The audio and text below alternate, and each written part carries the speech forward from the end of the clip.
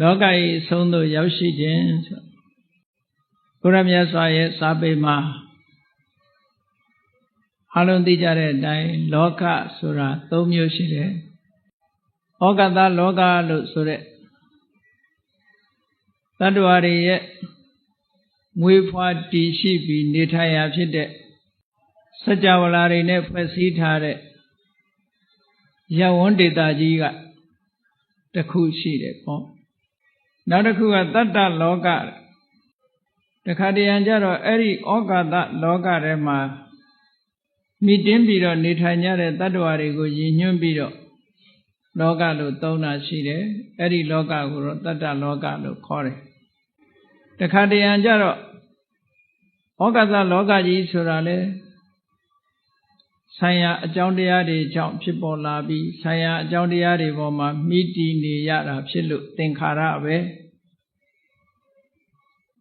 တတ္တလောကလို့ခေါ်တဲ့တတ္တဝါတွေဟာလည်းပဲကံစိတ်ဥဒုအာရအစတဲ့ဆိုင်ရာအကြောင်းတရားတွေပေါ်မှာမိတည်ပြီးတော့ဖြစ်ပေါ်နေရတာဖြစ်လို့တတ္တလောကကြီးတစ်ခုလုံးကိုလည်းပဲသင်္ခါရလို့ပဲခေါ်တယ်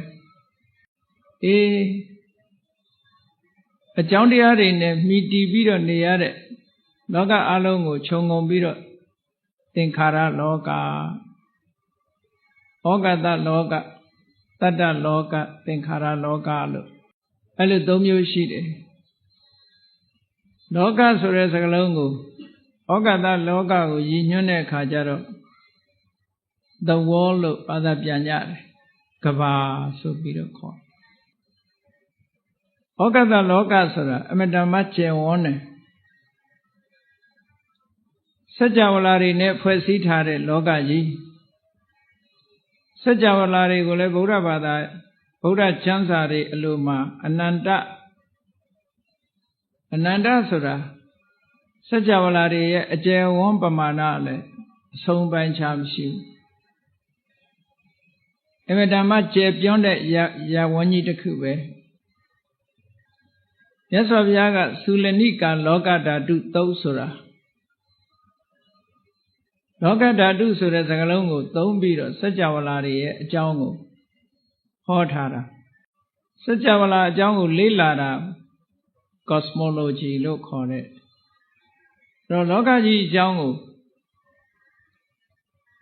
ဘုရားဟာလေ့လာတဲ့အနေနဲ့ဟောပြောတာမဟုတ်ဘူးအကြောင်းတစ်ခုတိုက်ဆိုင်သည့်အတွက်ကြောင့်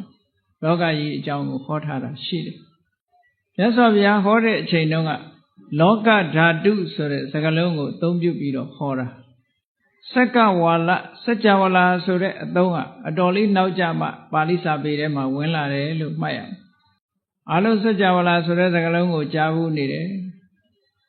ပရိတ်ကြီးရွတ်တိုင်းသမန္တာစက္ကဝါလေတုဆိုတဲ့စကားလုံးရှိတာစက္ကဝါလဆိုတဲ့စကားလုံးကိုစัจ java လာလို့ဗမာတွေကပြန်လေးရှိတယ်မြတ်စွာဘုရားရဲ့ပါဠိတော်တွေတိုက်ရိုက်ဟောတဲ့ထဲမှာတော့စက္ကဝါလဆိုတဲ့အသုံးဟာမတွေ့ရဘူးလောကဓာတုဆိုတဲ့အသုံးနဲ့ပဲသုံးသွားဓာတုဆိုတာသဘာဝအတိုင်းရှိနေတဲ့လောကလို့ဒီလိုအဓိပ္ပာယ်ရတယ်အဲ့ဒီအသုံးနဲ့မြတ်စွာဘုရားကလောကဓာတုမြန်မာပြည်မှာတစ်ချိန်တုန်းကသိပ္ပံပညာရပ်တွေကိုလောကဓာတ်ပညာလို့ဒီလိုခေါ်လာခဲ့ကြတယ်ပေါ့ဒီအသုံးလေးတွေရှိတယ်ပေါ့လောကဓာတုကိုလောကဓာတ်တဲ့လောကဓာတ်ပညာလောကဓာတ်အကြောင်းနဲ့ရှင်းတော့ကဒီလိုခေါ်တယ်လောကဓာတုနဲ့ပတ်သက်လာပြီးတော့မြတ်စွာဘုရားကသုလနိကလောကဓာတုမစ္စည်းမိကလောကဓာတုမဟာလောကဓာတုဆိုပြီးတော့လောကဓာတု၃မျိုးခွဲခြားပြီးတော့ဟောထားတာရှိတယ် Buddhist cosmology အနေနဲ့လေ့လာမယ်ဆိုလို့ရှိရင်အင်္ဂုတ္တပါဠိတော်မှာသုလနိကလောကဓာတုတုတ်ကိုဖတ်ရှုလေ့လာကြအောင်ဖြစ်ပါတယ်မြတ်စွာဘုရားကစัจ java လာအကြောင်းလောကအကြောင်းကိုဟောတယ်ဆိုတဲ့အခါမှာကိုရောတိုင်ဒေဝစက္ခုအဘိညာဉ်ဆိုတာကိုအသုံးချပြီးတော့လောကကြီးတစ်ခုလုံးကိုဖြန့်ကျက်ပြီးတော့ထိုလောကကြီးတစ်ခုလုံးကိုအလင်းရောင်ဖြန့်ကျက်ပြီးတော့ကြည့်ရှုပြီးဟောတဲ့အမတန်စွမ်းအားထက်တဲ့ သမာဓိစွမ်းအားပညာစွမ်းအားနဲ့ကြည့်ရှုပြီးတော့ဟောတာပဂတိမျက်စိနဲ့မြင်နိုင်လောက်တဲ့အတိုင်းအတာလေးကအမတန်မှနေပါတယ်တူတောင်းပဂတိမျက်စိနဲ့ကြည့်ဖို့ဆိုမလုံလောက်ဘူးကြည့်လေခွန်ကြီးတို့တွေဟာကောင်းကင်နဲ့ပတ်ဝန်းကျင်ကိုကြည့်ရင်ဘယ်နေရာကပဲကြည့်ကြည့်ကိုဟာအလဲဘဟုမှာပဲရှိနေတာပဲအမြဲတမ်းဘာဖြစ်လို့ကိုကအလဲဘဟုမှာရောက်နေရသလဲလို့ဆိုရင်မျက်စိရဲ့မြင်ခွင့်အတိုင်းတာကဒီလောက်ပဲရှိတာမျက်စိရဲ့မြင်နိုင်တဲ့စွမ်းအားဟာဟိုဘက်လည်းဒီလောက်ပဲဒီဘက်လည်းဒီလောက်ပဲဆိုတော့လောကကြီးကအလွန်ကျယ်တယ်ဆိုတဲ့အဓိပ္ပာယ်ကိုဖော်ဆောင်နေတာပေါ့အကယ်၍သာအကန့်အသတ်ရှိတဲ့နေရာတစ်ခုဆိုပါဆိုအဆောက်အဦတစ်ခုထဲမှာကြည့်မယ်ဆိုရင်နာယနာကနေလို့ရှိရင်တစ်ဖက်ချင်းတစ်ဖက်ကျယ်ပဲဖြစ်မှာပေါ့လောကကြီးမှာတော့ကိုကတဏှာမှာရလိုက်တာနဲ့တပြိုင်နက်ကိုဟာအလဲဘဟုမှာရှိတယ်ဘယ်ဘက်ကြည့်ကြည့်အကွာအဝေးဟာတူညီနေတဲ့အဓိပ္ပာယ်ရှိနေတယ်ပေါ့ဒါလောကကြီးကဘလောက်ကျယ်တယ်ဆိုတာအနုမာနအပြင်ခံမှန်းပြီးတော့ကြည့်လို့ရတယ်သုလနိကလောကဓာတုမှာမြတ်စွာဘုရားသခင်ကိုရောမြတ်ကအသေးစားလောကဓာတ်ဆိုတာတဲ့စัจ java လာပေါင်း1000နဲ့ဖွဲ့စည်းထားတာတဲ့အဲ့ဒါလေးကိုလောကဓာတ်တစ်ခုလို့ပြောတာဒါအသေးဆုံးအကြီးဆုံးကြတော့စัจ java လာဂတိ3သိန်းရှိတယ်စัจ java လာတစ်ခုမှာလူပြည်တစ်ခုစัจ java လာတစ်ခုမှာရှိရမယ့်အင်္ဂါရပ်တွေကနေကိုဗဟုပြုပြီးတော့တည်ရှိနေတာဖြစ်တော့နေတစင်းလာတစင်းလူပြည်ကျွန်းကြီးလေးကျွန်းစတုမာရတာဝရိန္ဒာယာမတုတ်တိတာနေမာနရတိဆိုတဲ့နတ်ပြည်တွေစัจ java လာတစ်ခုမှာရှိရတဲ့အရာတွေကိုမြတ်စွာဘုရားကစัจ java လာတစ်ခုတစ်ခုမှာနေတစင်းလာတစင်းဒီလိုရှိတယ်စัจ java လာ1000ဆိုလို့ရှိရင်နေ1000လာ1000ရှိမှာပေါ့ဒီကနေ့ခေတ်သိပ္ပံပညာရှင်တွေကလည်းပဲသူတို့ရဲ့စွမ်းအားကြီးတဲ့မမြောင်းကြီးတွေတက်ဆင်ထားတဲ့ဂျူလူကြီးတွေကောင်းကင်ပေါ်လွတ်တင်ပြီးတော့ကြီးတဲ့အခါမှာတာမန်လူပြေကကြီးလို့မရတဲ့နေရာတွေကိုမြင်ကြရတယ်ဆိုတာဟာအဖြေထုတ်ထားတာရှိတယ်ပေါ့ဒီနေရင်မကဘူးတခြားနေတစ်စင်းလည်းပဲရှိတယ်ဆိုတာကိုသူတို့တွေ့တယ်လို့ပြောတယ်မြတ်စွာဘုရားကြတော့မြတ်စွာဘုရားမှာပိုင်ဆိုင်တဲ့ဒိဗ္ဗစက္ခုဆိုတဲ့မှတ်မြောင်းကတော့အတိုင်းအဆမရှိအကုန်လုံးမြင်နိုင်စွမ်းရှိတာကိုမြင်နိုင်စွမ်းရှိတော့တမာတိစွမ်းအားနဲ့ကြည့်ကျင်တဲ့တော့ကြည့်လို့ရတဲ့နေရာအဲ့ဒီတမာတိစွမ်းအားနဲ့ကြည့်လိုက်တဲ့အခါမှာအငယ်ဆုံးလောကဓာတုလို့ဆိုရမှာစัจ java လာပေါင်း1000နဲ့ဖွဲ့စည်းထားတာတဲ့နေ1000လ1000အကြမ်းမြင်အဖြစ်ရှိတယ်လို့ဒီလိုပြောတယ်အကြီးဆုံးစัจ java လာကြတော့ဂရေ3သိန်းဆိုနေဂရေ3သိန်းလဂရေ3သိန်းရှိမှာပေါ့အဲ့တော့နေလတွေဆိုတာစัจ java လာတစ်ခုမှတစ်ခုတစ်ခုဖွဲ့စည်းထားသည့်အတွက်ကြောင့်အဲ့ဒါကိုကြည့်ပြီးစัจ java လာဟာအနန္တရှိတယ်လို့ဒီလိုပြောတာအဲ့ဒီစัจ java လာဂရေ3သိန်းဆိုတာမြတ်စွာဘုရားရဲ့အလောင်းတော်ဖွားမြင်တဲ့အခါပြိဋိဘံဆန်တဲ့အခါကောင်းကြီးဩဘာပေးရမယ့်အခါမှာသိမ့်သိမ့်တုံသွားအောင်တပြိုင်နဲ့တုံထုတ်တဲ့လောကဓာတ်ဘုရင်နေကိုပြောတယ်စัจ java လာဂရေ3သိန်းယရဏတုတ်ကိုဟောတဲ့အခါမှာ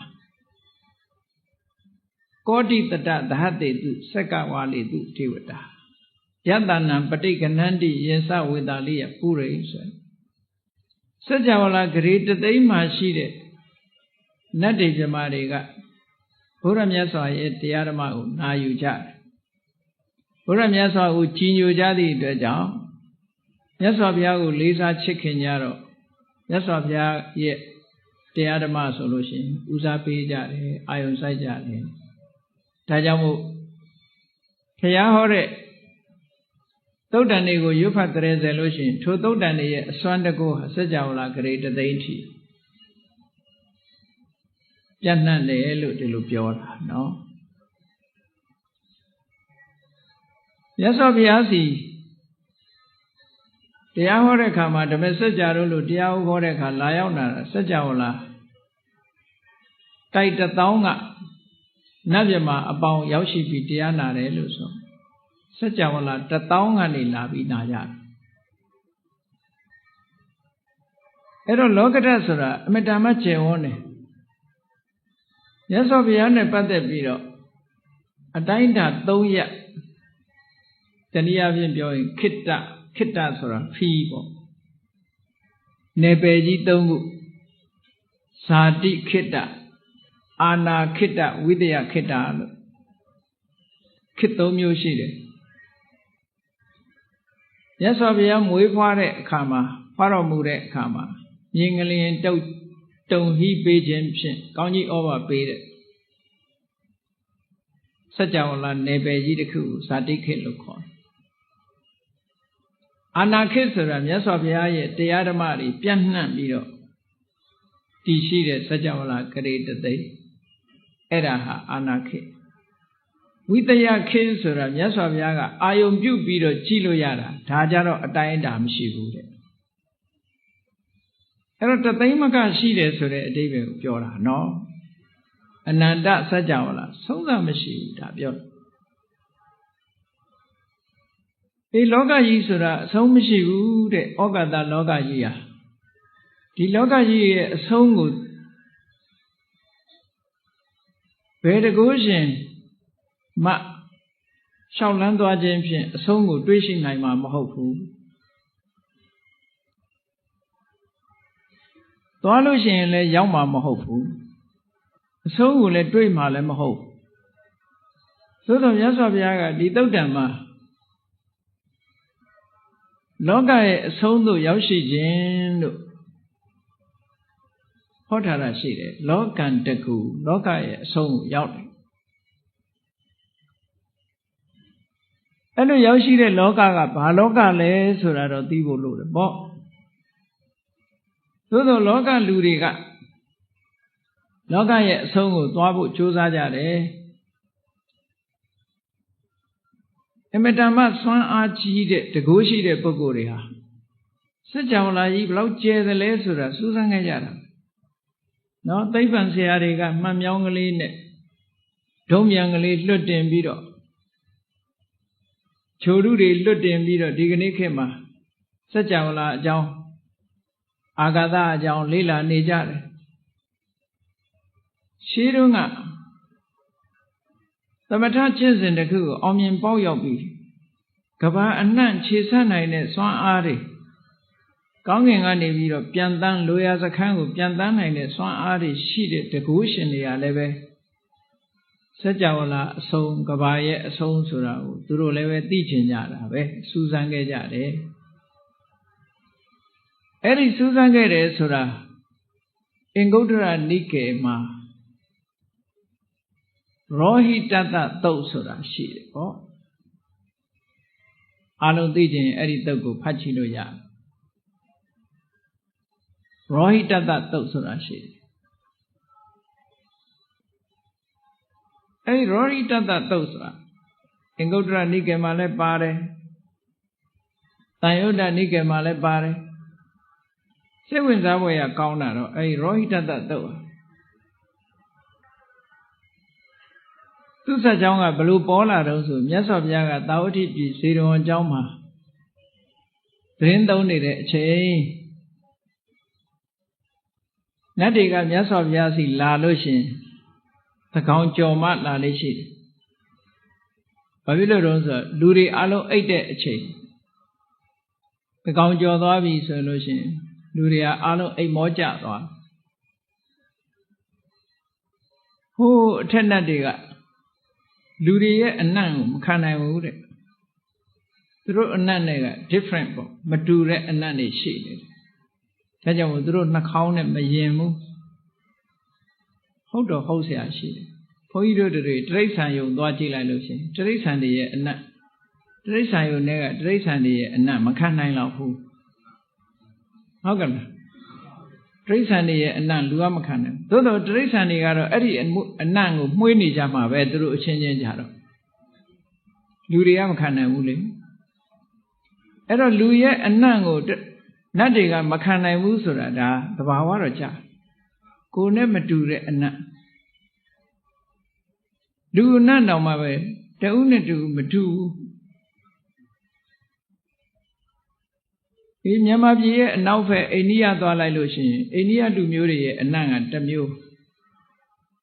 မဆလာနတ်မကြိုက်လို့ရှိရင်တော့မဆလာနတ်နေနန်းနေမှာပဲအဲ့ဒီက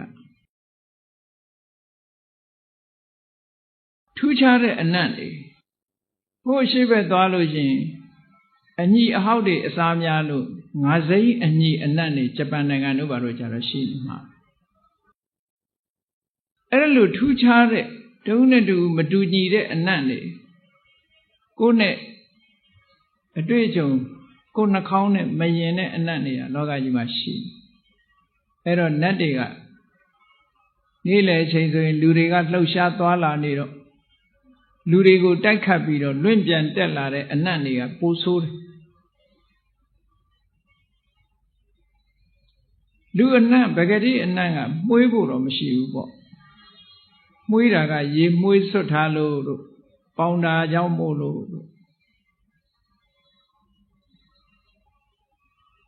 အာဂန္တုကလို့ခေါ်တယ်ပန်းရဲ့ယနတ်တို့နတ်သားရဲ့ယနတ်တို့ရေမွေးရဲ့ယနတ်တို့ဒါတွေကမွေးတာလူကမွေးတာမဟုတ်ဘူးเนาะအဲ့ဒါကိုလူကပေါင်းစားလိုက်တဲ့အခါကျတော့လူတွေမှာမျက်စိလဲသွားပြီးလူကမွေးတယ်လို့ထင်နေကြတယ်တကယ်ကလူနာကမမွေးဘူးတဲ့အဲ့ဒါကြောင့်မို့လို့လူတွေရဲ့အနတ်ကိုနတ်တွေကမခံနိုင်ဘူးနေ့စဉ်မှာလူတွေကလှုပ်ရှားသွားလာနေတော့အနတ်တွေကတထောင်ထောင်ထအဲ့ဒါကြောင့်မို့လို့လူတွေအိမ်မောချသွားပြီဆိုလို့ရှိရင်အနတ်တွေလည်းယောပါသွားမှာပဲအတ္တမလန်တွေလည်းယောပါသွားမှာလှုပ်ရှားပြီးတော့မနေသည့်အတွက်ကြောင့်လေတွေကတိုက်ခတ်ပြီးတော့လူအနတ်တွေအပေါ်မှာတက်လာမှာမဟုတ်ဘူးတဲ့ဒါကြောင့်မို့နတ်ပြည်ကနတ်တွေဟာအင်မတန်မှလာခြင်းလို့လာရင်တောင်မှပဲအဘိက္ကန္တာယရတ္တိယမြင်ဥယံကိုကျော်လွန်ပြီးတော့သကောင်ပိုင်းရောက်တဲ့အခါကျမှလူပြည်ကိုလာကြတယ်တဲ့လူပြည်ကိုလာတဲ့အခါမှာလည်းပဲနတ်တွေဆိုတာသူတို့ကထိုင်တော့မယ်ဆိုရင်သူတို့ထိုင်เสียခုံကြီးကသူတို့ရဲ့ဘုံကံအစွမ်းအလျောက်အလိုလိုပေါ်လာတတ်တယ်လူတွေလိုထိုင်ကုန်ယူသွားเสียမလို့ကံကအကျိုးပေးတဲ့ဘုံဆိုတာကိုနေခြင်းတဲ့နေရာဘုံမိမ့်မှန်ကရှိတယ်ကိုသွားတဲ့လမ်းဟာရွှေလန်းငွေလန်းခင်းထားတာကိုထိုင်ခြင်းတဲ့နေရာဟာထိုင်เสียကအလိုလျောက်ဖြစ်လာလူတွေကြတော့အဲ့ဒါလောက်ကြီးမရှိဘူးမရှိသည့်အတွက်ကြောင့်ထိုင်ရင်ထိုင်เสียလေးယူသွားမယူရင်ထိုင်เสียမရှိဘူးကျမ်းပေါ်ထိုင်ရနတ်တွေကြတော့အဲ့လိုမဟုတ်ဘူးသူထိုင်ခြင်းပြီဆိုရင်ထိုင်เสียပလင်ကအလို့အလျောက်သူတို့ပေါ်လာမှာအဲ့ဒါကြောင့်မို့လို့လူပြည်လာတဲ့အခါမြတ်စွာဘုရားစီတရားဓမ္မသိခြင်းလို့တရားနာခြင်းလို့သူတို့ယင်နဲ့မရှင်းတာတွေမေးခြင်းလို့လာတဲ့အခါမှာထိုင်လေးမရှိကြဘူးတဲ့ထိုင်မယ်ဆိုလို့ရှိရင်သူတို့ပလင်ကြီးပေါ်လာမှာမို့မြတ်စွာဘုရားကိုအဂါရဝမလေးစားရရောက်မှာဆိုလို့မထိုင်တာလို့ဒါကအကြောင်းတစ်ခုပေါ့နော်ဒါလည်းယုတ်တိရှိတဲ့အကြောင်းတစ်ခုပဲနောက်အကြောင်းတစ်ခုကတော့ဘာကြောင့်မထိုင်ကြတာတော့ဆိုလူပြည်လာရင်နတ်ကနှာခေါင်းပိတ်လာရတာဆိုမြင်မြန်ပြန်ကျင်တယ်ပေါ့အသက်အောင့်ပြီးတော့လူတွေရဲ့အနတ်နေမခံနိုင်ဘူးမြန်မြန်ပြန်ကျင်တယ်မြန်မြန်ပြန်လို့ရတဲ့ဣရိယာပုကမတ္တယထာပို့ပြီးမြန်မြန်ပြန်လို့ရတယ်ပေါ့ထိုင်နေလို့ရှိရင်ဟုတ်လားထိုင်ရအောင်မယ်ထိုင်ပြီးတော့ထားရအောင်မယ်ဆိုတော့နှေးကွေးတယ်ပေါ့အဲ့တော့မတ္တယပြီးနေလိုက်လို့ရှိရင်ပြန်ကျင်လဲထပြန်သွားလို့လွယ်တာပေါ့သို့တော့နတ်ကတော့လမ်းလျှောက်ပြန်တာတော့မဟုတ်ဘူးဘွားကနေပေါ်လာပြီးပြုတ်ခနဲ့ပျောက်သွားတာသူတို့က သူတို့တဏှာနဲ့တဏှာရွှေ့တဲ့အချိန်ပိုင်းလေးကအလွန်ပဲလင့်မြန်တယ်ကွေးထားတဲ့လက်ကိုဆန့်လိုက်တယ်လို့ပဲဒီနေရာပျောက်ပြီးဟိုနေရာရောက်သွားတာဖြည်းဖြည်းချင်းသွားနေရတာမျိုးမဟုတ်ဘူးပေါ့နော်အေးမြန်မြန်ပြန်မှုအတွက်မတ္တရလေးရှိတယ်ဒီနေ့ကျတော့အဲ့ဒီမြတ်စွာဘုရားစီမှာနတ်သားတယောက်ရောက်လာတယ်သူ့နာမည်ကရောဟိတတလို့သူကလျှောက်တယ်ရောက်လာပြီးတော့သူကမေးခွန်းတစ်ခုမေးတယ်သူမေးတဲ့မေးခွန်းကဘာတော့ဆိုရင်အရှင်ဘုရားတဲ့လောကကြီးမှာမွေးလည်းမမွေးဘူးအိုလည်းမအိုရဘူးနာလည်းမနာရဘူးသေလည်းမသေရဘူးတဘဝကနေတဘဝကူးပြောင်းတာလည်းမရှိဘူးအဲ့ဒီလောကကြီးကိုတွေ့ဖို့ကြုံဖို့ရောက်ရှိဖို့အတွက်သွားလို့ရနိုင်သလားဒီမေးခွန်းမေးတာဒီမေးခွန်းကကျန်တဲ့ပုဂ္ဂိုလ်တွေမေးပြစ်ချင်မှမေးပြစ်မယ်ဒီမေးခွန်းကနော်အဲ့ဒီလောကမျိုးကိုရောက်နိုင်သိနိုင်တွေ့နိုင်သလားတဲ့အဲ့ဒီရောလောကရောက်သွားလို့ရှိရင်ဝေးရတာလည်းမရှိဘူးအိုရတာလည်းမရှိဘူးနားရတာလည်းမရှိဘူးသေရတာလည်းမရှိဘူးတဘဝကနေတဘဝကူးပြောင်းတာလည်းမရှိဘူးသာဝရတည်ငြိမ်နေတဲ့လောကကြီးကိုတပည့်တော်တို့သွားလို့ရမလားလောကရဲ့အဆုံးကိုတွေ့နိုင်သလားဘုန်းကြီးတို့တွေကြုံတွေ့နေတဲ့လောကကတော့မွေးလဲမွေးတယ်အိုလဲအိုတယ်နားလဲနားတယ်သိလဲသိတယ်တဘဝကနေတဘဝသွားတာဘယ်တတ္တဝါမှမြဲနေတာမရှိဘူးနော်လူတွေကတတိမထားကြလို့ကိုယ်နဲ့နီးမှသာတတိထားတတ်တာကိုမနီးရင်တတိမထားဘူးတခြားနေရာကိုမကြည့်နဲ့အောင်ရန်ကုန်မြို့တစ်မြို့လုံးကိုခြုံကြည့်လိုက်နေ့စဉ်နဲ့အမျှသေဆုံးနေကြတာရှိတယ်လို့နေ့စဉ်နဲ့အမျှမွေးဖွားနေတာမရှိဘူးလားရှိတယ်တကဘာလုံးကိုခြုံပြီးတော့ကြည့်မယ်ဆိုလို့ရှိရင်လူတွေကတန်းချီပြီးတော့သေပြီးတော့တန်းချီပြီးမွေးနေတာပဲမဟုတ်လားအဲ့တော့ပြောင်းရွှေ့နေကြတာပြောင်းရွှေ့နေကြလွန်ခဲ့တဲ့နှစ်100ကျော်ကရန်ကုန်သူရန်ကုန်သားတွေဒီကနေ့တယောက်မှမရှိဘူးဒီကနေ့ရှိနေတဲ့ရန်ကုန်သူရန်ကုန်သားတွေနောက်နှစ်100ကျော်200ဟိုဘက်ဘယ်သူမှရှိမှာမဟုတ်ဘူးအဲ့ဒီလိုလောကကြီးဟာအမြဲတမ်းထာဝရရွေ့ရှားပြီးတော့ဝေဖွာခြင်းအိုမင်းရင်ရောခြင်းသေဆုံးခြင်းတဘဝကနေတဘဝကူးပြောင်းသွားလာခြင်းဆိုတဲ့အနေထားနဲ့နေနေတဲ့လောကကြီးဒီလောကကြီးရဲ့အဆုံးဟိုဘက်မှာရောက်သွားမယ်ဆိုလို့ရှိရင်တော့ဒါမျိုးရှိမှာမဟုတ်ဘူးလို့သူတွေးတယ်ပေါ့နော်ဒီလောကကြီးထဲမှာရှိတဲ့တ attva တွေကတော့ဒီတိုင်းပဲရှိတယ်ဒီလောကကြီးရဲ့အဆုံးရောက်သွားရင်တော့ဒါမျိုးရှိမှာမဟုတ်ဘူးမွေးဖွားတာလည်းရှိမှာမဟုတ်ဘူးအိုရာသေးတာလည်းရှိမှာမဟုတ်ဘူးတဘဝနေတဘဝကူးပြောင်းတယ်ဆိုတာတွေလည်းရှိမှာမဟုတ်ဘူးလို့အဲ့ဒီလောကကြီးကိုသူရှာတွေ့ခြင်းနဲ့ရှိနိုင်မလားလျှောက်တော့မြတ်စွာဘုရားအဖြေတယ်မရှိနိုင်ဘူးအဲ့ဒီလောကမရောက်နိုင်ဘူးတဲ့အဲ့ဒီလောကကိုမတွေ့နိုင်ဘူးလို့ပြောလျှောက်လန်းသွားခြင်းဖြင့်တော့မရောက်နိုင်ဘူးတဲ့မြတ်စွာဘုရားအဲ့ဒီလိုလောကရဲ့အဆုံးကိုသိနိုင်ဖို့ရောက်နိုင်ဖို့မြင်နိုင်ဖို့ဆိုတာမဖြစ်နိုင်ဘူးလို့မြတ်စွာဘုရားဖြေတော့အဲ့ဒီနတ်သားကသူကလျှောက်တယ်အရှင်ဘုရားအံ့ဩစရာကောင်းလိုက်တာဘုရားတဲ့အရှင်ဘုရားဖြေတဲ့အမှန်ကလုံးဝမှန်တယ်လုံးဝမှန်တယ်တဲ့တပည့်တော်ကိုတွေ့ပါတဲ့အဲ့ဒီလိုလောကမျိုးသွားလို့မရောက်ဘူးဆိုတာတပည့်တော်ကိုတွေ့ပဲတဲ့တစ်ချိန်တုန်းကတပည့်တော်တကိုးရှင်ယသိတူဖြစ်ခဲ့ဘူးတဲ့ပေါ့သူကသူ့ဆက်ချောင်းပြန်လျှောက်တာတကိုးရှင်ယသိကြီးတူတပည့်တော်ဖြစ်ခဲ့တယ်ကောင်းကင်ခရီးကနေပြီးတပည့်တော်သွားနိုင်တယ် တပည့်တော်ရဲ့လင်းမြန်တဲ့နှုံးကခုခေတ်စကားနဲ့ပြောမယ်ဆိုရင်အလင်းတန်းရဲ့လင်းမြန်တဲ့နှုံးနဲ့သွားမှာပေါ့အလင်းဆိုတာအလွန်မြန်တယ်မော်လားသွားတာအလင်းရောင်သွားတဲ့နှုံးနဲ့သူပြောတဲ့ဥပမာကတော့ဗာနဲ့ပြောတော့ဆိုရင်အမတန်ပေါ့တဲ့ညာကလေးလေးနဲ့တက်ပြီးတော့အဲ့ဒီမြားကိုပြစ်လိုက်တဲ့အခါမှာထပင်ဆိုတာဘလောက်ပဲရှိမလို့ထပင်ရဲ့အတုပ်ဟာရှိလာလို့ရှိရင်8လက်မတပေ12လက်မဒီလောက်ပဲရှိမှာပေါ့နော်အဲ့ဒီမြားနဲ့ပြစ်လိုက်လို့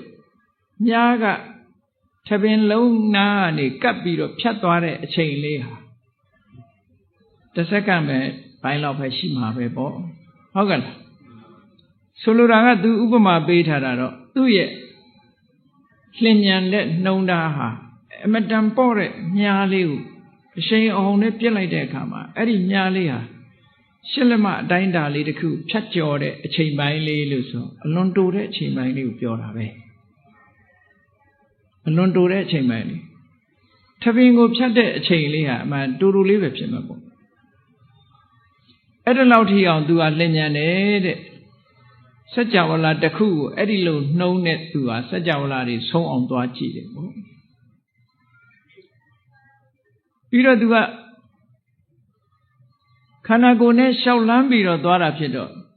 သူ့ရဲ့ခြေလမ်းကြီးကလည်းဘလောက်ကျဲတယ်လဲလို့ဆိုလို့ရှိရင်အရှိသမုဒ္ဒရာကအနောက်သမုဒ္ဒရာလောက်မှသူကခြေလမ်းတစ်လှမ်းပဲ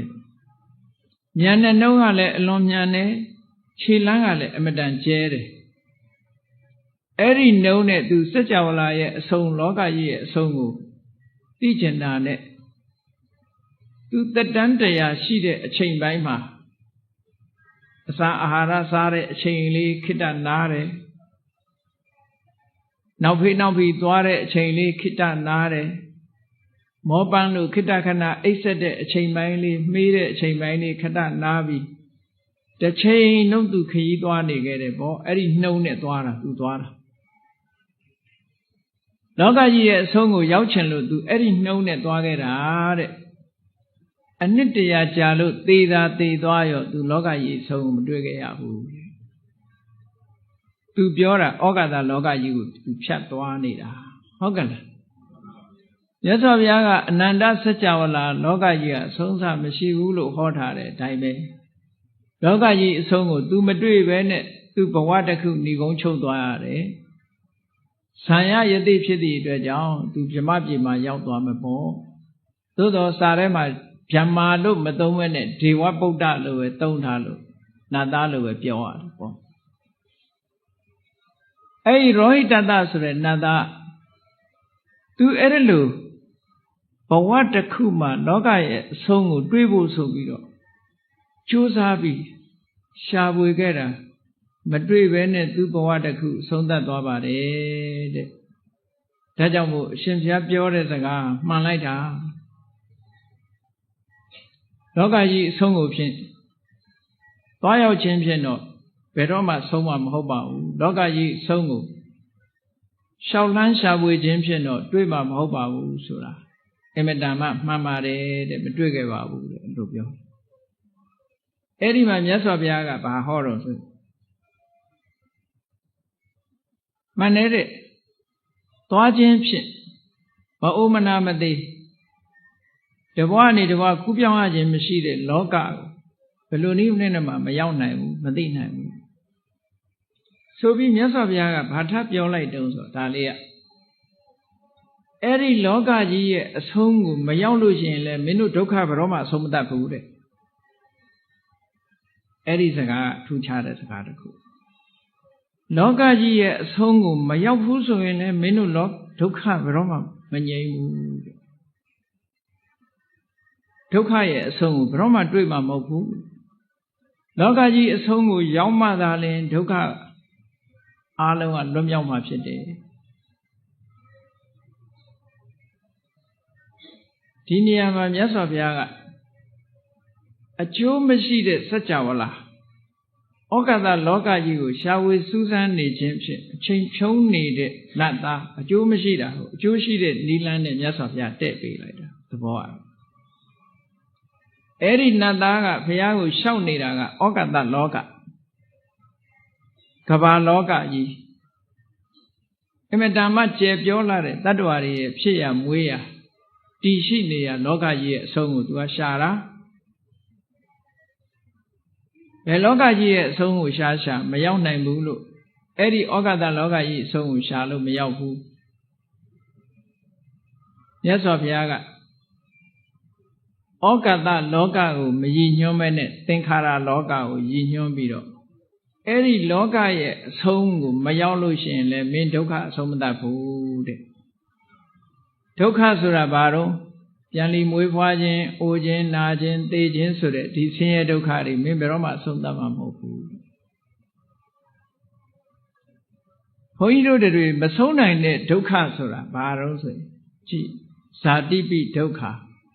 Sarabi Doka, Piadibi Doko, Maranambi Doka, Dari Vemola. Masona in it, Doka. Doka Ludari, Masona in it, Doka. Babilo Rosoi, Willa being Ome Nametime, they being Wibian Ome, Willushin Ome Naume Deume. Oh. We like, oh, like, not like, they like, we like, oh, like, not like, they like, so that. Titan they are set, cheese, got they beat up. But all mamma be so nine that a yaji pipio, Titema bet the well a chili. Wait at a chain by Mallet, that Alazo, Mazadabu, he with Yogo Doko, Cologenari, Gunitari, Gumyanura, Quare, Abi he tam Yogo Doko. Go Madrijanari Neduyame, go Monari Nele, Sonziame, ha. Be he, Tambiogo Doko, be with Yogo Doko. Tarin Lazar, Mo Yan Basan, Nalavadi, Tambi Dokan. The Mesajama Hotare, yes of Yaga, Luday, the Ditabu, Tina Dokari, Topia Tara, no?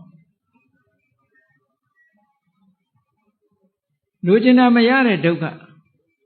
Ero Luria Senza Lebe. Cologene Yadu Yalade. Cologene Nguji Yare.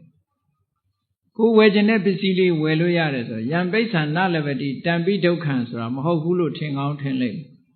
Erago Pioram Hoku. Yambasan Nalavadisa. Luria Ojinlu Orala, Ma Ojimene Orala.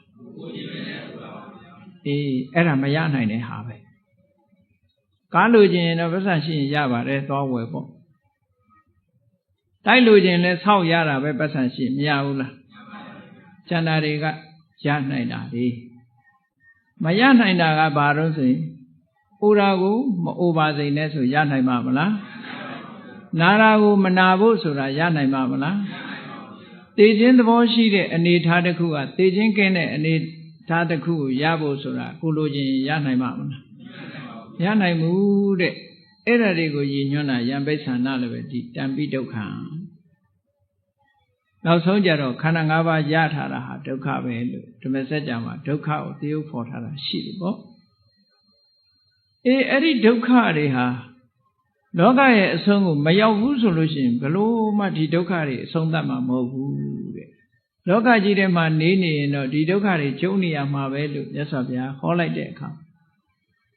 Eri Loga, such a Loga you, Yinyona Mohu, Oga the Loga you, Yinyona Mohu,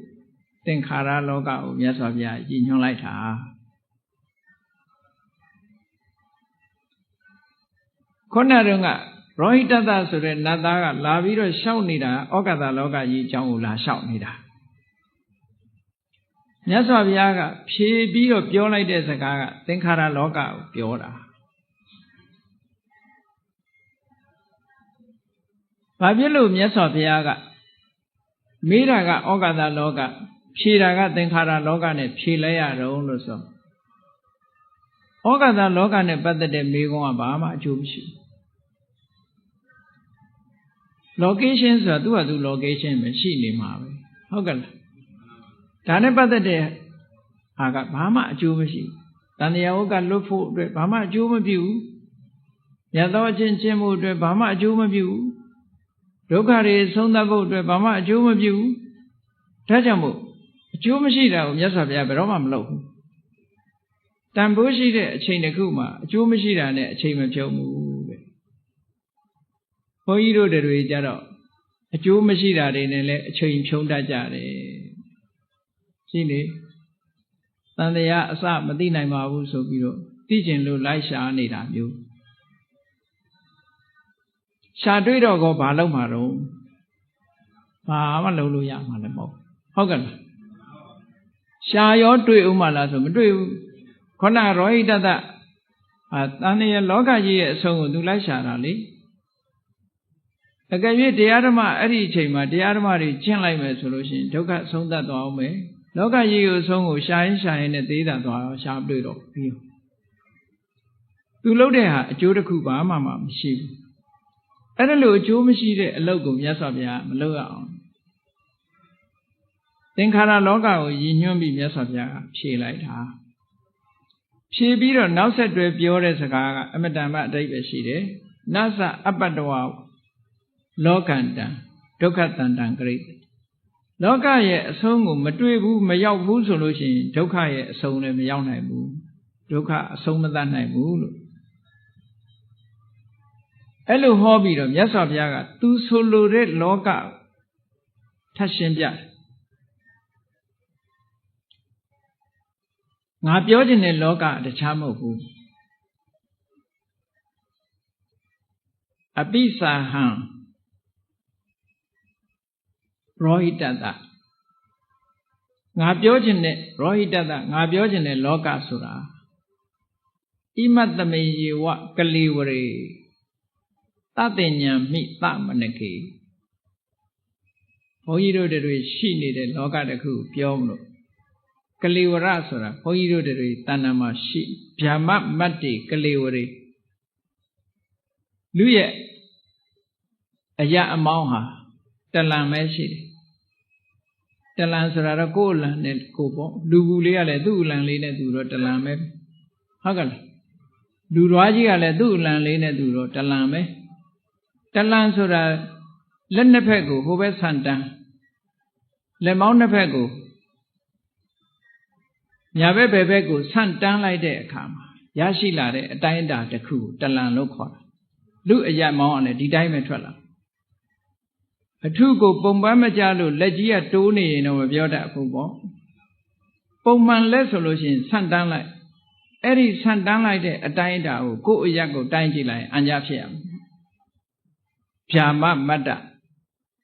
တလံအတိုင်းရှိတဲ့ခန္ဓာကိုယ်ဧရိယာလေးတစ်ခုကိုကန့်တတ်ပြီးတော့ပြတာလောကငါဆိုခြင်းနဲ့လောကဆိုတာဟောဒီ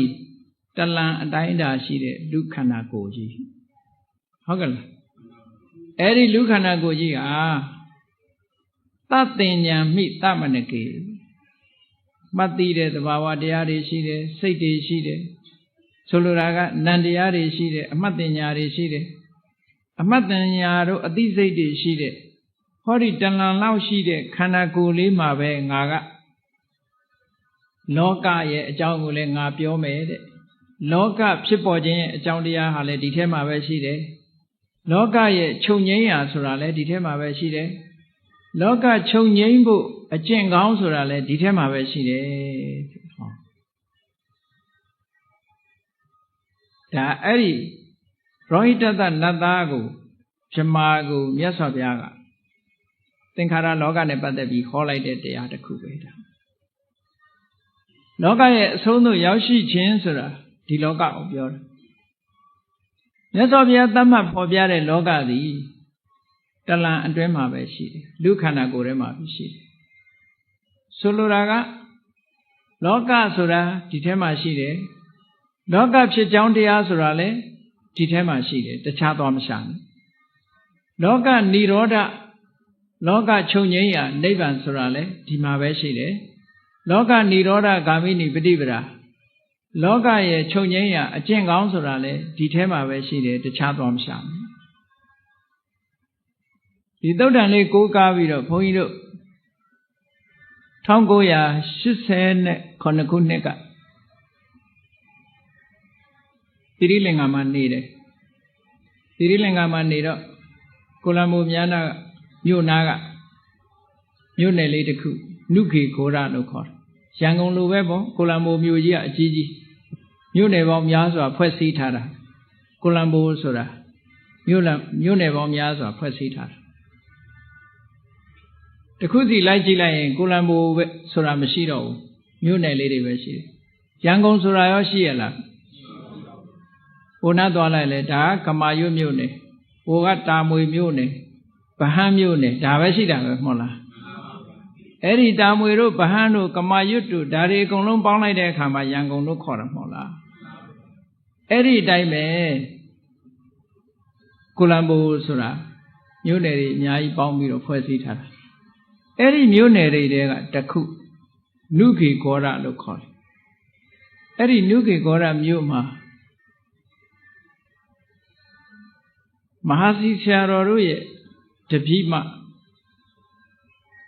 မဟာစီဆရာတော်တို့စီမှာကမ္မထမ်းထိုင်သွားတယ်အမျိုးသမီးကြီးကပစ္စည်းဥစ္စာလည်းချမ်းသာတယ်သူ့အိမ်ဝင်းခြံကြီးကလည်းကျဲတယ်အဲ့ဒီအိမ်ခြံထဲမှာသူကကမ္မထမ်းရိပ်သာလေးတစ်ခုဖွင့်ထားတယ်သူ့အတိုင်းဝိုင်းကသူ့နားမှာတော်တော်လေးများတယ်သူ့တပည့်တွေမျိုးသားတွေရောမျိုးသမီးတွေရောလူ50လောက်ရှိတယ်သူ့နာမည်ကရူပဆိုင်ဟာလို့ခေါ်တယ်ရူပဆိုင်ဟာဘုန်းကြီးတို့အဲ့ဒီရောက်တော့ဆက်သွယ်ပြီးတော့ရှင်ဘုရားတဲ့ကမ္မထမ်းပြတတ်သလားတဲ့အေးပြတာပေါ့လို့ကမ္မထမ်းပြတတ်လို့ရှိရင်တဲ့ဒီနှစ်တဝါတွင်သူ့ရိပ်သာမှာလာပြီးသတင်းသုံးပြီးတော့ကမ္မထမ်းပြပါလို့ဘုန်းကြီးတို့ပင့်သွားတာ ਨੇ အဲ့ဒီမှာသွားပြီးတော့ကမ္မထမ်းသွားပြတဝါဆိုပြီးတော့ဒီဟိုဒီမှာအဲ့ဒါလိုထုံးစံရှိတယ်သူတို့အိမ်ကိုဘုန်းကြီးတွေပင့်ပြီးတော့ဝါဆိုခိုင်းတယ်သူတို့ကတော့တခြားနေရာမှာနေကြတယ်ဝါဆိုပြီးတဲ့အခါမှာကထိန်တို့ဘာလို့လုပ်ပြီးတော့ဒါနကောင်းမှုပြုကြတယ်သီလဆောက်တည်ကြတယ်အဲ့ဒီမှာစနေနေ့တိုင်းတနင်္ဂနွေနေ့တိုင်းဘုန်းကြီးကကမ္မထမ်းတရားဟောပေးရတရားတစ်ပုဒ်တစ်ပုဒ်ဟောပေးရတယ်ပေါ့သူတို့သိကျင်တဲ့မေးခွန်းတွေမေးအဲ့ဒီမှာတရက်မှာတရားဟောတဲ့အခါကျတော့ဘာအကြောင်းဟောတော့ဆိုနိဗ္ဗာန်အကြောင်းကိုဟောတာ Where is Nibbana နိဗ္ဗာန်ဆိုတာဘယ်မှာရှိလဲဒီမေးခွန်းလေးကိုမေးပြီးတော့အလုံးဟာဘုရားဘာသာဝင်တွေသူတော်စင်တွေကုသကောင်းမှုလှုပ်တိုင်းနိဗ္ဗာန်မက်ဖို့ရက်တူတူနဲ့ရောက်ရပါစေနိဗ္ဗာန်ကိုဆုတောင်းလေးရှိကြတယ်လေဣဒံမေပုံညာနိဗ္ဗာနတပစ္စယောဟောတုနဲ့ဆိုပြီးတော့နိဗ္ဗာန်ကိုဆုတောင်းကြဒါဖြင့်နိဗ္ဗာန်ကဘယ်နားမှာရှိတယ်လဲသိရလားမသိလို့ရှိရင်ကဲဘယ်နားမှမရှိဘဲနဲ့ဆုတောင်းနေရင်ရမ်းဆုတောင်းနေရမရောက်ပေဘူးလားနော်ဘုဒ္ဓရှင်ဘာသာဝင်တွေကမှသူတို့ကဘယ်မှာရှိတော့ဆိုကောင်းကင်ဘုံလက်ညှိုးထိုးပြရသေးတယ်နိဗ္ဗာန်ဘယ်မှာလဲဆိုတော့ဘယ်သူမှလည်းမသိဘူးနိဗ္ဗာန်ဘယ်မှာလဲဆိုတော့မသိကြဘူးမဖြေနိုင်ကြဘူးဘုန်းကြီးပြောတယ်နိဗ္ဗာန်ဆိုတာလို့ခန္ဓာကိုယ်ထဲမှာပဲရှိတယ်လို့တခြားကိုလက်ညှိုးမထိုးနဲ့ဒါကအကိုးကားမရှိပဲပြောတာမဟုတ်ဘူးမြတ်စွာဘုရားကဟောဒီရောဟိတတတုတ်မှာဗျမ္မမတ္တိဣမတ္တမေယေဝကလေဝရီဣမတ္တမေယေဝကလေဝရီဆိုတာမြတ်စွာဘုရားဒီခန္ဓာကိုယ်ကြီးလို့ပြောတာနော်ဒီခန္ဓာကိုယ်ကြီးတတ္တဉ္ညာမိသမနကေအမှတ်စိတ်တွေအသိစိတ်တွေရှိတယ်ဟောဒီကလံမြသောခန္ဓာကိုယ်ကြီးထဲမှာပဲတဲ့လောကိဉ္စပညာပေးမိလောကကြီးရှိတယ်လို့လည်းငါပြောတယ်လောကဆိုတာဒီနေရာမှာအသုံးလေးပြောင်းထားတာသစ္စာ၄ပါးပဲဒုက္ခပဲဟုတ်ကဲ့ဒုက္ခလည်းရှိတယ်ဒုက္ခသမုဒယလည်းရှိတယ်ဒုက္ခនិရောဓလည်းရှိတယ်ဒုက္ခនិရောဓဂ ामिनी ပฏิပဒါသစ္စာ၄ပါးလုံးဟာဒီခန္ဓာထဲမှာပဲရှိတယ်လို့မြတ်စွာဘုရားဒီလိုဟောတာဟုတ်အဲ့ဒါကိုလောကဆိုတဲ့အသုံးနဲ့မြတ်စွာဘုရားလောကအ အရေးကိုဆွေးနွေးနေတာဖြစ်သည့်အတွက်ကြောင့်လောကဆိုတဲ့အသုံးနဲ့မြတ်စွာဘုရားဟောတာအဲ့ဒီတုတ်တန်ကိုထောက်မယ်ဆိုလို့ရှိရင်နိဗ္ဗာန်ဘယ်မှာရှိတုံးဆိုရင်ခန္ဓာထဲမှာရှိတယ်လို့ပြောရမယ်အဲ့လိုပြောတော့ကမ္မထဆရာလက်ထောက်အမျိုးသမီးတယောက်ကနေပြီးတော့ဘုန်းကြီးရဲ့စကားကိုညှင်းဆိုတယ်ပေါ့လက်မခံရှင်ဘုရားမဖြစ်နိုင်ဘူးတဲ့ခန္ဓာကိုယ်ထဲမှာနိဗ္ဗာန်ရှိတယ်ဆိုတော့မဖြစ်နိုင်ဘူးတဲ့ဘုန်းကြီးကဒီမှာတုတ်တန်တစ်ခုရှိတယ်လို့မြတ်စွာဘုရားကအခုလိုဟောထားတယ်လို့ခန္ဓာကိုယ်ထဲမှာပဲ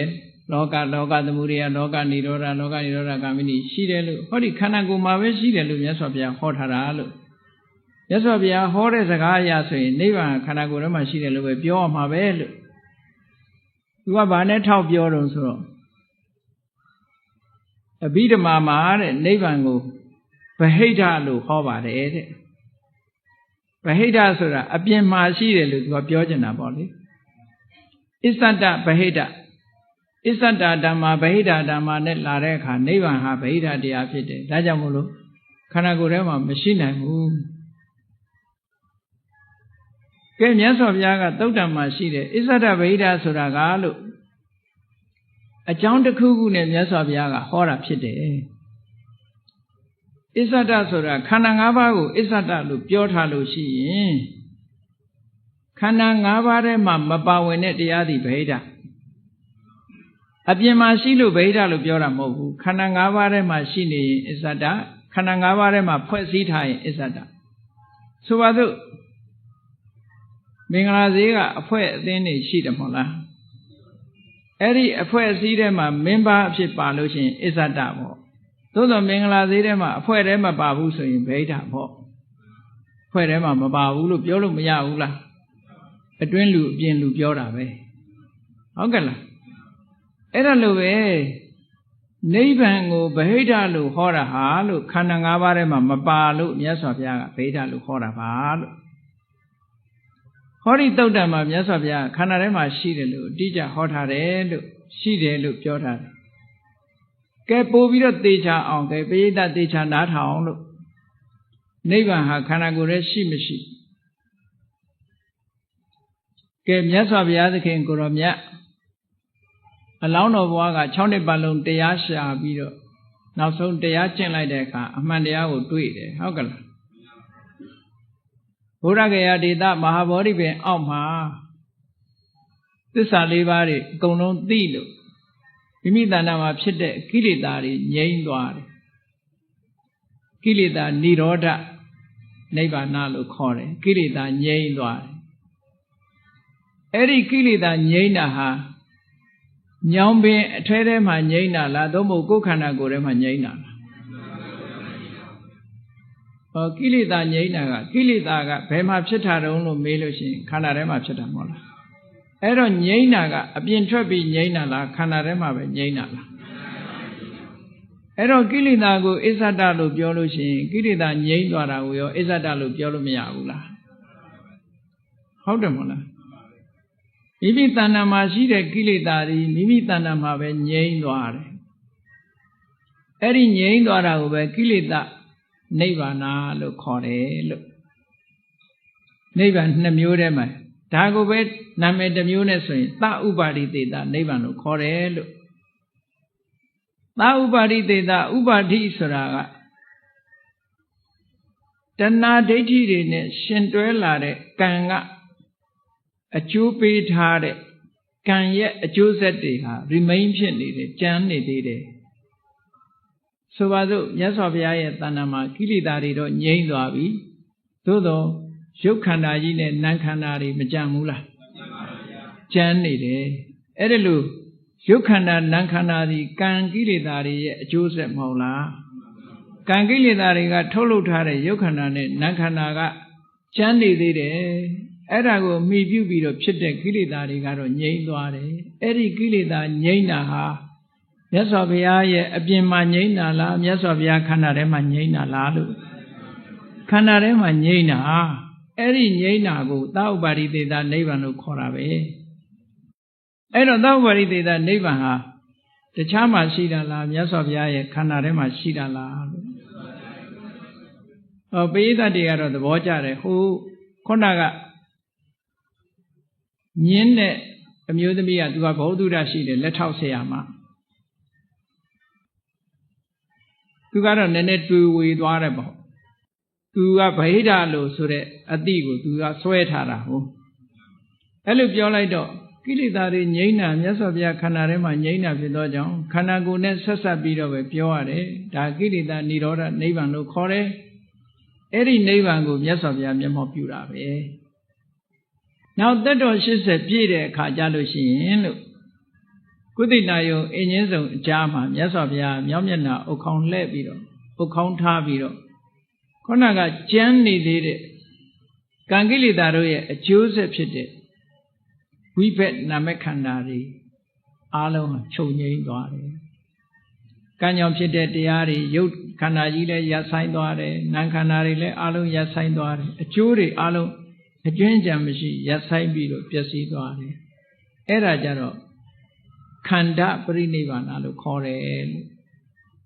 တခြားနာမည်နဲ့ပြောမယ်ဆိုရင်အနုပါတိသေတနိဗ္ဗာန်အကျွင်းကြံမရှိအောင်ငြိမ်းသွားတဲ့အငြိမ်းလို့ပြောတာလို့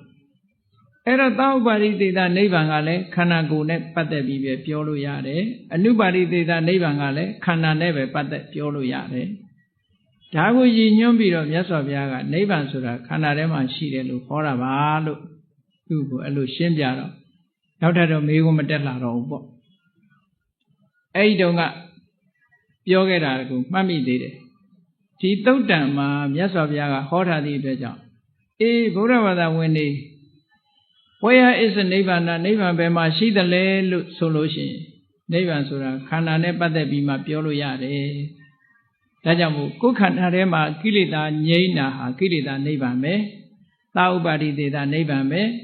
ကိုယ်တဏ္ဍာမှာရှိနေတဲ့ခန္ဓာတွေဉာဏ်နဲ့ခန္ဓာတွေအကျိုးခန္ဓာတွေအလုံးငြိမ်းသွားတာဟာအနုပါတိသေတာနိဗ္ဗာန်ပဲဆိုတော့နိဗ္ဗာန်ဟာခန္ဓာနဲ့တခြားလားခန္ဓာထဲမှာပဲခန္ဓာနဲ့ပတ်သက်ပြီးရှိနေတာလားဆိုခန္ဓာနဲ့ပတ်သက်ပြီးရှိနေတာဒါကြောင့်မို့လို့အထက်ကရာတွေမှာဘယ်လိုရေးထားတော့ဆိုနိဗ္ဗာန်ပိခန္ဓာပฏิပတ်ထမေဝတဲ့နိဗ္ဗာန်အကြောင်းကိုပြောချင်ရင်လည်းခန္ဓာနဲ့ပတ်သက်ပြီးပြောမှဖြစ်တယ်ဟုတ်ကဲ့လားဘာဖြစ်လို့တော့ဆိုငြိမ့်နေဆိုဘာငြိမ့်တာတော့လို့မေးလို့ရတာပေါ့အဲ့တော့ငြိမ့်စရာမရှိဘဲနဲ့ငြိမ့်မှမလားကိလေသာရဲ့ငြိမ့်ခြင်းခန္ဓာရဲ့ငြိမ့်ခြင်းဆိုတော့ကိလေသာနဲ့ခန္ဓာနဲ့ဆက်ပြီးပြောရတာပဲမဟုတ်လားမိကလေးငြိမ့်သွားတယ်ဆိုရင်ဘာမိငြိမ့်တာလဲဖျောင်းနိုင်မိငြိမ့်တာလားထင်းမိငြိမ့်တာလားဖျောင်းနိုင်မိတို့ထင်းမိတို့နဲ့ဆက်ပြီးမပြောရဘူးလားအဲ့ဒါကြောင့်မို့လို့နိဗ္ဗာန်ပိခန္ဓာပฏิပတ်တမေဝခန္ဓာနဲ့ဆက်ပြီးတော့ပြောရတာလို့ပိဋကတ်တွေကတော့အဲ့ဒါကိုလက်ခံသွားဒါကြောင့်မို့လို့မြတ်စွာဘုရားကရောဟိတတသုတ်မှာဟောဒီတလန်လောက်ရှိတဲ့ခန္ဓာကိုယ်ထဲမှာပဲလောကဆိုတာလည်းရှိတယ်လောကဖြစ်ကြောင်းတရားဆိုတာလည်းရှိတယ်လောကချုပ်ရနိဗ္ဗာန်ဆိုတာလည်းရှိတယ်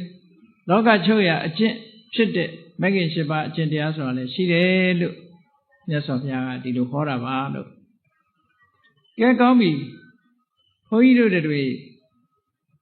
တကယ်အရေးကြီးတာကဩကတလောကကြီးရဲ့အဆုံးကိုရှာဖို့အရေးကြီးတာလားကိုယ်သင်္ခါရလောကရဲ့အဆုံးကိုရှာဖို့အရေးကြီးတာလားသင်္ခါရလောကရဲ့အဆုံးကိုရှာရမယ်တဲ့မြတ်စွာဘုရားလောကဆိုတာဟာဘာကိုလောကလို့ခေါ်တာတုံးလို့ထပ်ဆင့်ပြီးတော့စဉ်းစားလိုက်တဲ့အခါမှာလောကရဲ့အဓိပ္ပာယ်ကိုဖွင့်တဲ့အခါမှာလုဇတိပလုဇတိတိလောကောလုဇတိပျက်စီးနေတယ်ပလုဇတိအမြဲပျက်စီးနေတယ်ဒါကြောင့်လောကောလောကလို့ခေါ်တာလောကရဲ့စကားလုံးရဲ့အဓိပ္ပာယ်ကိုကပျက်စီးခြင်းလို့အဓိပ္ပာယ်ရတယ်ပေါ့ပျက်စီးနေတာဖြစ်လာပြီးတီးနေမှာမဟုတ်ဘူးဖြစ်လာပြီးပြတ်သွားမှာလို့ပြောတာနော်ပြတ်နေတယ်အဖြစ်မရှိဘဲနဲ့တော့ပြတ်တယ်လို့ပြောလို့ပဲရမလဲဖြစ်တာတွေဟာတီးမနေဘူးပြတ်တယ်လို့ပြောတာနော်ဒါဖြင့်လောကဆိုတာဘာကိုပြောတာတုံးဆိုသင်္ခါရလောကဆိုတာဘာကိုပြောတာတုံးလို့ကောက်ချက်ချကြည့်တဲ့အခါကျတော့ဒီခန္ဓာ၅ပါးကိုပဲပြောတာပဲခန္ဓာ၅ပါးဟာအကြောင်းတရားကြောင့်ဖြစ်လာပြီးဘာဖြစ်လဲပြတ်သွားတာပဲ Eri Pietalo Kanangava, Loga Locore, Eri Loga ye a song, Yao on Toya Melupura. Masomu solution, Ujina Jentijin Suradiga, Tokariga, Sondama Mohovure. Loga ye a song, Mayo Penny, Ujina Jentijin as soon as on Shina. E Dajamolo Kanangava ye the Mamiere, the body arigo, Shumapoya, Yasabiaga, number Tissa, Chite, Toka Tissa, Hore, Tidodama, Loka, Lusure, Namene, Hore, Maya. Toka Tissa, Loka, Sure, Namene, Holiday, Kanda Ubiora, Irena Ubiora, Dagu Biora. Kana Irena Dagu Pela, Loka Sura, Shima Mashivego. Eri Loga you. Loga ye at the Bawao, Mien on Gia. Bane Mien on G Malay solution. Megan Shiba Chendia, Pamia Atobi. Say Swan Ari, Dinian Swan Ari, the Mari Swan Ari, Nientin Biro, Daneve Gia Mave. Eri Swan Ari, a Bemashido, say, Dicana Mave Shida, a being a lama hopeful, no? Koye Adinian nego go do the long loame, Adinian do the long logo de Yasabiaga, Namati, Tamawasa, Namagamana, Nama Aziwasure, Kuchinti Lavoma, Chikane, Kuchinti La, Chikan Vido, Chuban Atoba, Tamawayama, Chuban Atodegama, the D. Swemyazwa, Tava, Tama the D. Sitakali, Dini on Juzava, Tama the Mati. Mamangangan Senzava, Tama Dengaba, Mamiela, late me, Tama Deti. Megan Shipave. Eri Megan Shipane, Noga ye the Bawa, me on cheap. This Aliva, a Yinamene Biome solution. Megan Shipane, Doka will shoot. Ero Wipadanadea, Ato Desura, Bago Shura Rosary, Titoka over Shura. Ta Wipadana, Ayungu Piajan, Yasabiaga, Toka Desa, Yenzo Hora. Edalu Mega Tisalu correct Loga Nidora Gamini Pedivida, Di Ajingo, 2 town B Bema Lolo Yamaron solution. Loga Sore Kana Boma Alolo. Edalu Kana Boma Alolo, Kana yet the Wawari, tea like the Kajaro. 2 Kana Boma Adweda Shidela. Adweda Piatovi Suraha Loga the Muria, Loga Tolo Nide, Adweda, the Muria Disa, Peshala Chimepchete. Peshala Vido, Sayodara Baronsui Tolo de Ajondia Kindavi solution, Selep or Mushiba Omla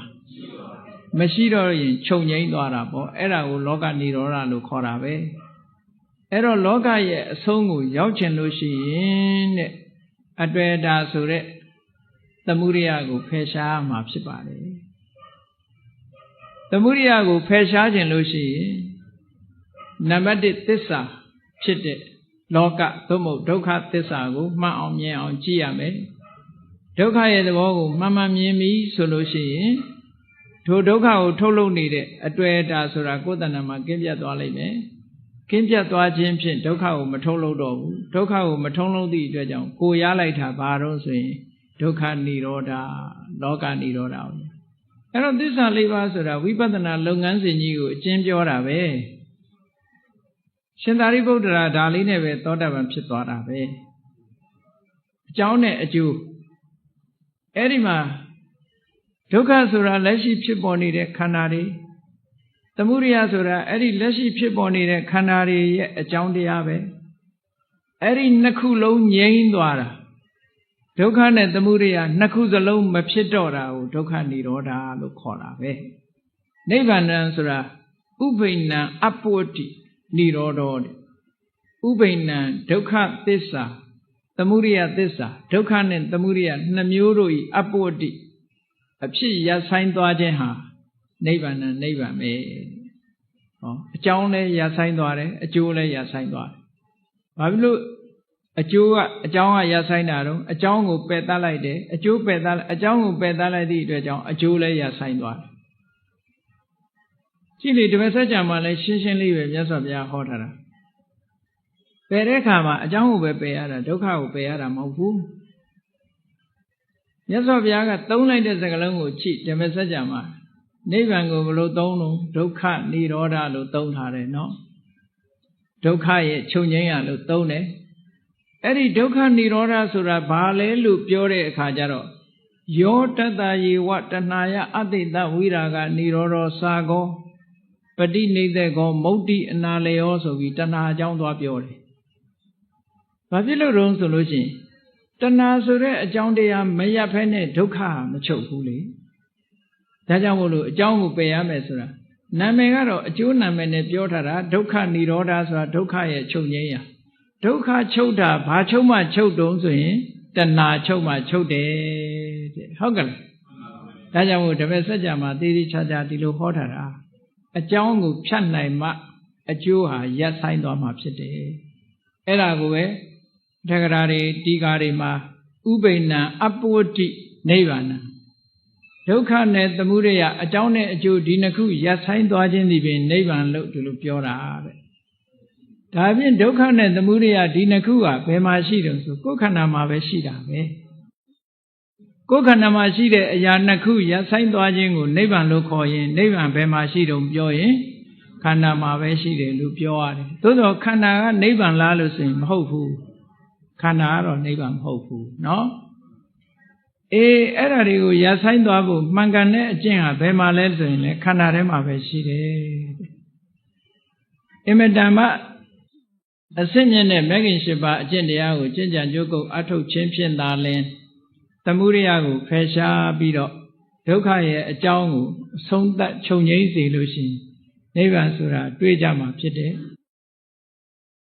လောကရဲ့အဆုံးကိုသွားကြမယ်ဆိုလို့ရှိရင်ဘာလုပ်ရမလဲမဂ္ဂင်၈ပါးကိုထူထောင်ရမယ်ထူထောင်ပြီးတဲ့အခါလောကကြီးကိုတည်ဆောက်နေတဲ့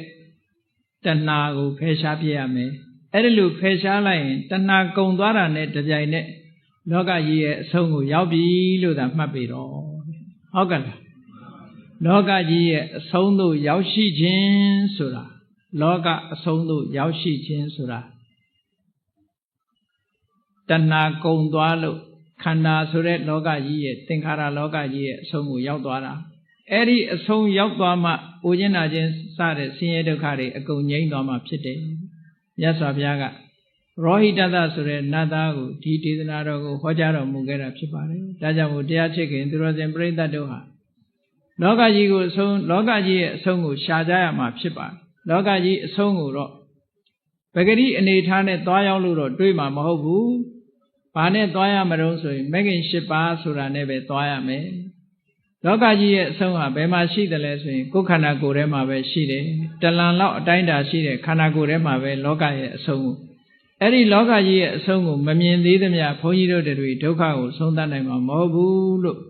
ကိုစီသဘောကျပြီးတော့ဘုရားမြတ်စွာဟောကြားတော်မူခဲ့တဲ့တရားအတိုင်းသစ္စာ၄ပါးသိရှိအောင်ကြိုးစားအားထုတ်နိုင်ကြပါစေကုန်သတည်း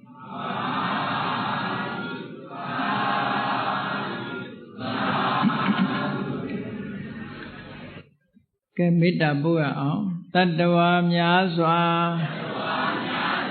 ဘေးရန်ကွာချမ်းသာကြပါစေ